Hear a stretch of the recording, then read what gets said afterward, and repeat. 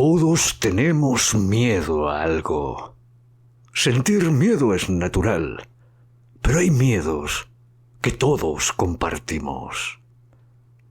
Voy a ponerte en una situación y dime si no te resulta conocida, si no te inquieta. Estás solo o sola en tu habitación. Es de noche. Solo la luz de la pantalla de tu móvil ilumina vagamente la oscuridad mientras estás, quizá, escuchando este vídeo. De pronto, notas el silencio. Eres consciente de que no se oye nada. Un silencio anormal, incluso para ser de noche. Empiezas a sentirte incómodo. Miras las sombras de tu habitación y el rincón oscuro del pasillo. No puedes evitar sentir una presencia hostil. Y tu incomodidad comienza a crecer. Tus ojos empiezan a dibujar siluetas en las sombras, y tu propia habitación, los pasillos oscuros de tu propia casa, comienzan a sentirse hostiles, a no parecer seguros. Un frío perturbador te recorre la espalda. Es el miedo. Así es como empieza, así es como avisa de que algo horrible puede estar a punto de pasarte. Un miedo anormal que no puedes controlar. Tratas de ser razonable, de decirte a ti mismo que no pasa nada, que todo está bien, que estás en casa y todo es normal. Pero el miedo persiste. Sigue ahí, clavado en tu mente. Tu corazón comienza a acelerarse. Entonces, la pantalla de tu móvil se apaga y escuchas un sonido a tu espalda, un sonido leve que te hace mirar hacia atrás con desesperación. En esa fracción de segundo, no puedes evitar que tu mente dibuje un monstruo horrible que encarna tu mayor terror, justo ahí, a tu espalda, dispuesto a lanzarse sobre ti. Y no puedes evitar correr y encender la luz. No hay nada. Estás solo. No hay monstruo. Y la luz disipa tu terror. Y tu corazón se relaja. Dime si no te reconoces en esa situación, si la oscuridad, el silencio y la soledad no te han hecho dibujar un monstruo a tu lado que te vigilaba, que te observaba y en última instancia quería hacerte daño. ¿Te has preguntado alguna vez por qué? ¿Por qué la humanidad entera sigue teniendo ese miedo primario al monstruo que acecha en la oscuridad? ¿A la amenaza escondida en la noche? ¿Qué origina ese terror imposible de controlar, sin importar nuestra edad, formación o contexto? Soy Vilches y soy escritor, y yo sí me he preguntado muchas veces de dónde viene ese miedo ancestral. ¿Dónde podrían estar las raíces que nos hacen temer a la noche, al silencio y a la soledad, donde imaginamos que habitan todos nuestros terrores? Te invito a hacer este viaje especulativo conmigo para tratar de encontrar la fuente de todos nuestros miedos compartidos. Porque ese miedo no es nuestro. Ya no tenemos ningún motivo para tener ese miedo, para seguir teniendo ese miedo. Es un recuerdo, es un miedo que hemos heredado. Todos tenemos miedo a algo. Sentir miedo es natural y muy humano, pero hay miedos que nos pertenecen como especie. No importa la edad, no importa el lugar en el que hayas nacido, no importa la época, toda la humanidad comparte un mismo tipo de terror en un grado u otro. Todos nos conectamos de algún modo en ese miedo primario y ancestral. Es un miedo que tiene un contexto muy bien definido. El silencio, la soledad. Tiene un lugar concreto, la noche, la oscuridad. Y un modo único, algo peligroso se ampara en ese silencio y oscuridad con la intención de dañarnos. Tú, yo, todos tenemos ese miedo enquistado en nuestro cerebro. Que haya algo amparado en esa oscuridad que pretende hacernos daño, algo oculto que se puede lanzar sobre nosotros en nuestro momento de mayor vulnerabilidad y nos devore. Nuestros monstruos suelen tener grandes garras y dientes. La cristalización del pánico absoluto son unas fauces abiertas llenas de dientes terribles que pretenden devorarnos. En la oscuridad somos vulnerables. En la oscuridad somos la presa. Hemos imaginado cientos de monstruos. Los hemos fabricado para encarnar ese terror primario que la oscuridad nos produce. El monstruo es la materialización de nuestro terror. Es feo y deforme habitualmente, como nuestro miedo. A veces tiene forma de bestia, esa fisonomía primaria poderosa de un depredador alfa ante el que estamos desprotegidos, que nos supera ampliamente y ante el que no tenemos ninguna posibilidad de sobrevivir. A veces tiene forma humana pero retorcida, grotesca. El muerto viviente, el vampiro, el ser demoníaco, versiones terroríficas de nosotros mismos, los humanos, pero resulta curioso que la mayoría de esos monstruos que hemos creado tengan habitualmente dientes afilados o garras como cuchillas. Pensemos en nuestros monstruos más tradicionales, sin entrar en sus detalles, solo para revelar esos aspectos comunes que nos interesan, que encierran el eco más primario de esos miedos ancestrales que todos compartimos. Pensemos en el hombre lobo, por ejemplo, en cualquiera de sus variedades culturales. El hombre bestia que actúa en las noches de luna llena, que ataca y destroza a sus víctimas con sus dientes y garras. Puede que esta fórmula del hombre animal, del humano transformado en depredador, que ataca a sus semejantes, sea uno de nuestros monstruos más antiguos y ejemplifique de manera muy prístina aquello que verdaderamente nos aterra. El hombre lobo es un cazador de hombres, una fiera vagamente humanizada que acecha en la noche y nos devora. Un estereotipo de monstruo muy extendido es el ogro, en todas sus variedades culturales, otra bestialización del propio ser humano, criaturas grotescas, habitualmente caníbales. El ogro es grande y fuerte, representa una amenaza física que el ser humano medio no es capaz de afrontar. Es la superioridad física que la presa suele enfrentar ante su depredador. Pensemos en el vampiro y cualquier variante cultural del modelo, no solo en el concepto del vampiro moderno. Si lo despejamos de todo, en esencia es otro monstruo que se alimenta de nosotros.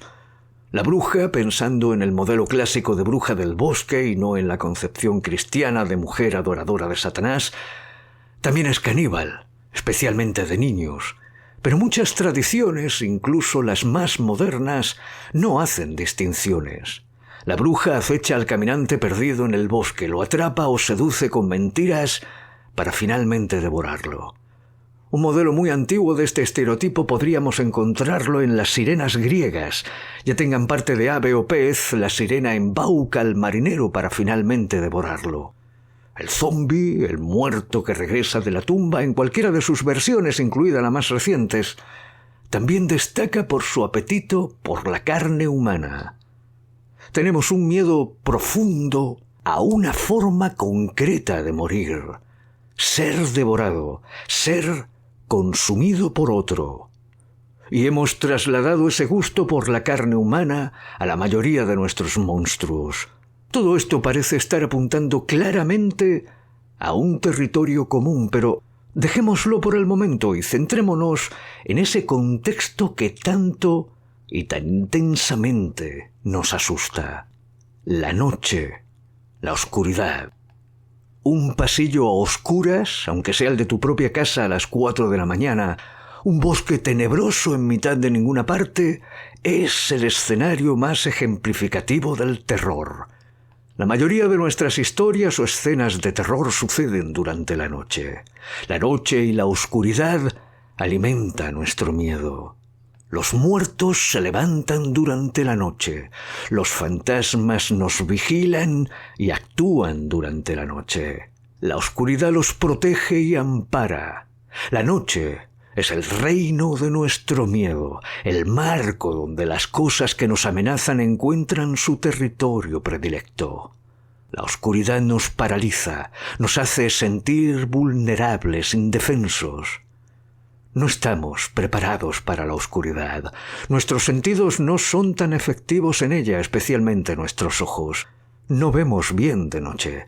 La mayoría de las criaturas que nos rodean tienen mucha mejor visión nocturna que nosotros y nuestro cerebro lo sabe.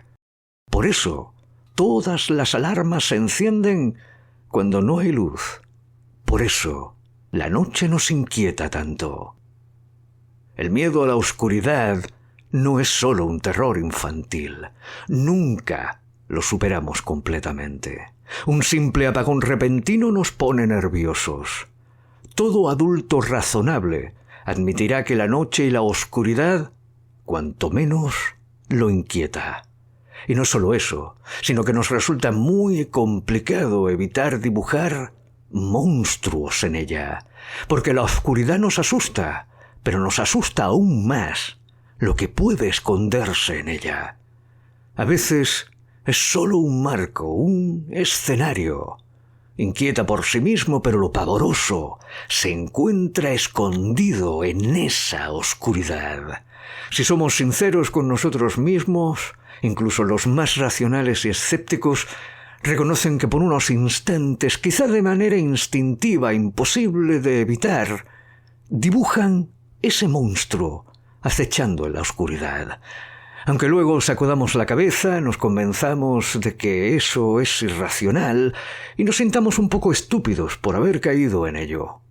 Pero es exactamente ese impulso irracional de imaginar, aunque solo sea por unos segundos, que podría haber algo ahí, lo que confirma que ese miedo está presente. Lo tenemos todos. Y es tan antiguo como nosotros mismos. Si sumamos a ese ingrediente el silencio, todo lo dicho anteriormente escala en dimensión. El silencio nos perturba. El silencio está asociado en nuestra mente a un peligro inminente. El silencio es tan poderoso que incluso a plena luz del día puede producirnos esa inquietud que es la que antecede al miedo. Hay algo en nuestro cerebro que enciende una alarma, una luz roja ante el silencio. El silencio es la antesala del ataque fatal. No lo hemos olvidado. Porque hablo de silencio, no de ausencia de ruido.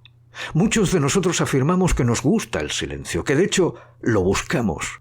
Silencio asociado a un momento de paz, de paréntesis de calma ante la vorágine de nuestras vidas ajetreadas, bombardeadas de estímulos constantes que nos saturan. Un fin de semana tranquilo en una cabaña del bosque, alejados del mundanal ruido. La mayoría de nosotros firmamos sin duda ese plan. Pero en el fondo no queremos silencio, queremos ausencia de ruido. Sentarnos a la vera de un arroyo o cerca del mar, dejarnos mecer por el sonido del agua, el canto de los pájaros, eso que habitualmente llamamos los sonidos de la naturaleza. Porque te pondré en una situación parecida y estoy seguro que la reacción de la mayoría va a cambiar. Te has sentado en una piedra grande o en un tocón de árbol en ese mismo bosque. No hay arroyo cerca. Estás disfrutando de ese merecido momento de paz y tranquilidad y de pronto te das cuenta de que no hay cantos de pájaro, que la naturaleza parece haber quedado muda. No hay sonidos alrededor. En completo silencio, el mismo bosque nos ofrece una cara distinta, una cara amenazante. No será extraño que comiences a sentirte algo incómodo en esa situación y que el momento de paz se torne en un momento de inquietud. Hay demasiado silencio. Qué ironía, ¿verdad? Como si el silencio se pudiese medir o entrar en una escala. Pero pensamos eso. Demasiado silencio. El sonido del viento meciendo las hojas en ausencia de todo lo demás es ahora un sonido perturbador. En el fondo, no nos gusta el silencio, ese demasiado silencio. Es un claro aviso de peligro y nuestro cerebro se encarga de dejárnoslo claro. El silencio nos asusta, es un hecho. Y todo puede combinarse con un nuevo ingrediente, la soledad. También decimos que buscamos la soledad, el momento introspectivo, alejarnos de la multitud. Muchos encontramos placentero separarnos por un momento de todos cuantos nos rodean y dedicarnos un instante a nosotros mismos, la soledad como momento para nosotros. Sin embargo, en todos nuestros escenarios de terror aparecemos solos. No hay nadie con nosotros. El marco de nuestra peor pesadilla es la soledad. Por instinto, ante cualquier situación amenazadora, lo primero que hacemos es mirar si hay alguien más allí, alguien que pueda socorrernos, ayudarnos. Ante el miedo primario, el niño llama a su madre. Es el recurso desesperado de auxilio, la necesidad de asistencia por parte de otro ser humano. La presencia de otro nos tranquiliza, calma nuestra ansiedad sabernos acompañados. Por eso preferimos cruzar ese pasillo a oscuras, bajar esas escaleras al sótano abandonado, mejor con alguien. Buscar a alguien más en ese bosque silencioso. Si vamos en grupo, nuestros miedos se comparten, pero instintivamente también depositamos algo de confianza, de seguridad en quienes están con nosotros. El grupo nos refuerza. Somos más vulnerables en solitario. Parece obvio, y lo es, pero solo porque nos hemos construido como una especie gregaria. Buscamos al otro. Necesitamos la presencia del otro, la compañía, la comunidad principalmente, porque nos refuerza. Y eso es algo que aprendimos hace mucho, mucho tiempo. El miedo nos prefiere a solas. El monstruo nos quiere alejados del grupo. Ahora combinemos todos los ingredientes para fabricar la escena de terror perfecta, la situación modelo que despierta ese terror ancestral. Trata de ponerte por un momento en la piel de la escena que voy a contarte. No importa qué edad tengas o en qué parte del mundo vivas. Digamos que tus amigos y tú habéis alquilado una casita en el bosque, alejada de la civilización, para pasar unos días alejados de la rutina y el ruido. Puede que sea la casa de alguno de tus amigos o de alguien conocido, no importa. Es de noche y estáis pasando un buen rato reunidos, puede que dentro, puede que fuera, disfrutando de la noche estrellada. Es un momento maravilloso que estás saboreando a placer, pero alguien te pide que bajes a la bodega porque la bebida se está acabando. Decides hacerlo sin problema, pero al llegar al lugar descubres que hay que bajar a un pequeño sótano. Hay una escalera que desciende hacia la oscuridad, y no parece que haya una luz cerca. La simple idea de bajar ahí sin luz ya produce una primera sensación incómoda. Digamos que agarras el móvil y enciendes la linterna. Eso disipa un poco la incomodidad y empiezas a bajar los escalones y a descender. Incluso con la luz de la linterna no consigues iluminar todo aquel sótano, que es viejo y húmedo. Y tampoco encuentras rápidamente dónde está la bebida, por lo que hay que internarse en ese lugar oscuro y solitario. Conforme lo haces, comienzas a darte cuenta que ya no oyes a tus amigos. Hay un silencio pesado y siniestro allí. La luz de la linterna reconforta, pero sentir la soledad lo contrarresta. En ese momento hubieras deseado haberle pedido a alguien que te acompañase. Te sientes un idiota en ese momento. ¿Qué tengo? ¿5 años? Puedo hacer esto, no necesito a nadie. ¿Qué puede pasar? Pero lo cierto es que, conforme avanzas entre esa oscuridad solo herida por la luz de tu linterna, no puedes evitar tener la sensación de que, en ese silencio sombrío que te rodea, entre las sombras que la linterna mueve a su paso, podría haber algo más, algo oculto. Llegas al lugar donde está la bebida que se encuentra al otro extremo de la extensa y vieja bodega, repitiéndote constantemente lo irracional de tu pensamiento. Pero entonces la luz del móvil parpadea y se apaga. Por un instante eres consciente de que te has quedado a solas en un lugar desconocido, a oscuras y en completo silencio. ¿Qué pasa en ese momento por tu cabeza, en ese primer segundo en el que eres perfectamente consciente de la situación? Y piensa, si la primera sensación que tienes no es de completa indefensión ante lo que pueda amenazarte desde la oscuridad, algo malo va a ocurrir ahora. Estoy en peligro, te dice tu mente, y tu cuerpo reacciona por instinto. Miedo a ser atacado por algo que está ahí únicamente con la intención de atacarte.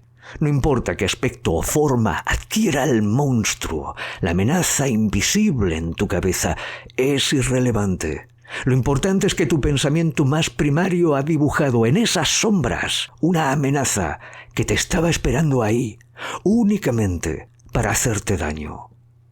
Probablemente querrás encender la luz lo antes posible. Comenzarás a angustiarte si eso no sucede rápido. Agarrarás la bebida y procurarás abandonar ese sótano que de pronto se ha convertido en un lugar inquietante y desagradable en el que estar. Siendo sinceros, probablemente todos hemos pasado por una situación similar en algún momento, y que ese escenario dibujado, cuanto menos, nos inquiete. Compartimos las claves de ese miedo, y quizá no sea muy difícil adivinar de dónde proviene. Hagamos un viaje en el tiempo, unos 2 millones de años atrás. Uno de nuestros ancestros, un Homo habilis, se ha alejado del grupo mientras estaban carroñando. Mide apenas 1 metro y no llega a pesar más de 40 kilos. Se le ha echado la noche encima, ha oscurecido y se ha perdido. Sabe que está solo y busca desesperadamente al grupo. De pronto, la sabana africana parece quedar en silencio, un silencio anormal que no presagia nada bueno. Escucha un sonido a su espalda y lo último que ve son las fauces abiertas de un gran depredador que surge de la oscuridad directas a su cuello. Nuestro miedo ancestral es el miedo al depredador, el miedo a ser depredado. La oscuridad y la noche solía ser el escenario predilecto de aquellos que nos depredaban. Grandes felinos de las sabanas africanas de la prehistoria, leones, leopardos y hienas ancestrales, variedades de dientes de sable, incluso rapaces gigantes que podían cazarnos y de hecho lo hacían. Nos preferían solos, aislados del grupo en una táctica de emboscada que aún hoy los descendientes de esos depredadores ancestrales aún usan porque es la más sutil. Hábitos de caza nocturnos sobre presas aisladas, 2 de los 3 pilares del miedo ancestral. El tercero, el silencio, es una consecuencia de ambos. La noche de por sí suele ser más silenciosa, pero ese silencio profundo, ese demasiado silencio, es una alerta que tenemos metida en el cerebro, Que a nosotros nos cueste detectar las amenazas no significa que otras criaturas que nos rodeen no puedan hacerlo. Tienen mejor oído, vista o percepción de una presencia cercana. Los pájaros, insectos y otras criaturas usan el silencio y la quietud como medida de precaución. Detectar que todo a nuestro alrededor calla pudo ser interpretado desde muy pronto como la potencial presencia de un gran depredador en las cercanías. Muchos de nuestros monstruos actuales son los ecos de esos depredadores formidables. Muchos aún tienen sus colmillos, sus garras, algunos mantienen su aspecto bestial o sus formidables envergaduras ante las cuales no tenemos escapatoria ni posibilidad de salvación. Nos cazan, nos emboscan en las sombras y quieren devorarnos. Nuestro miedo primigenio a ser la presa sigue ahí, con nosotros. A veces reconocerlo resulta evidente, otras veces ha mutado y generado formas, aspectos y características propias, pero en el fondo sigue ahí. Es la madre de todos los terrores, de todos los miedos, de todos los monstruos. Pero personalmente, lo que más me fascina de todo ello, lo que más interés me suscita es cómo ha perdurado en el tiempo. El miedo es un recurso biológico que está en función de procurarnos nuestra supervivencia. Es la consecuencia, el mecanismo del que hace uso el instinto de supervivencia. Reconocemos una serie de patrones de alerta, a veces a nivel instintivo, que desatan una reacción biológica en nuestro organismo. Aceleración del pulso cardíaco, segregación de adrenalina, que está diseñada para facilitarnos y potenciar la capacidad de evitar o, en su defecto, alejarnos con mayor eficiencia de ese potencial peligro. El miedo es nuestro escudo, nuestro sistema de alarma interno. El miedo o nos paraliza o nos hace huir. Y si lo pensamos, son las dos grandes estrategias contra la depredación instaladas en la naturaleza. Reconocimos que la oscuridad es un territorio en el que somos vulnerables a un ataque, de ahí que la temamos, y que el silencio puede interpretarse como una alerta ante un posible depredador. Como especie gregaria también nos sentimos vulnerables en solitario. Nuestro miedo a las aguas turbias o muy profundas también está conectado con la depredación y las estrategias de emboscada de los depredadores acuáticos como tiburones o cocodrilos. Y todos esos depredadores son los monstruos que evitar, porque son la amenaza real que se esconde en las sombras. Que ante todas esas señales nuestros antepasados generasen el miedo como sistema de alerta es más que comprensible. Pero, ¿por qué nos sigue asustando al día de hoy? Hace mucho tiempo que dejamos de estar en el menú de los depredadores. A día de hoy es improbable que haya un depredador detrás de la puerta con intención de devorarnos. Pero nosotros seguimos instalándolo allí. Lo convertimos en el monstruo que acecha tras la esquina. No tiene nada que ver con el actual miedo legítimo a sufrir una agresión o un robo en un callejón. Me refiero al miedo irracional que en ocasiones nos sobrecoge en nuestro propio hogar, cuando estamos solos y a oscuras. Es un miedo heredado. Es mi modesta reflexión. Es como si la impronta se hubiese de alguna forma encriptado en nuestros genes y la hemos legado a nuestros descendientes generación en generación hasta la actualidad.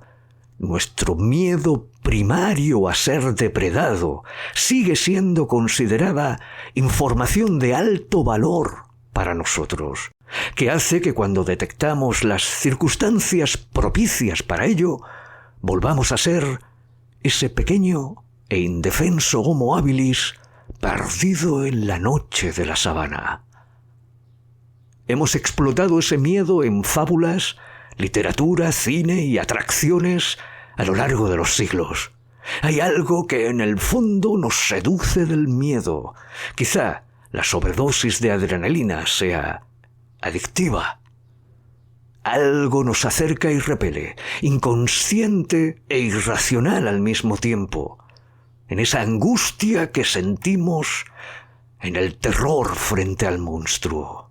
Un recuerdo ancestral que sigue viviendo en nosotros y que nos sigue recordando que somos vulnerables, hagamos lo que hagamos, ante el poder incontestable de la naturaleza en toda su ferocidad. Compruébalo tú mismo. Quédate a solas, en silencio absoluto, y apaga la luz. El monstruo no tardará en aparecer.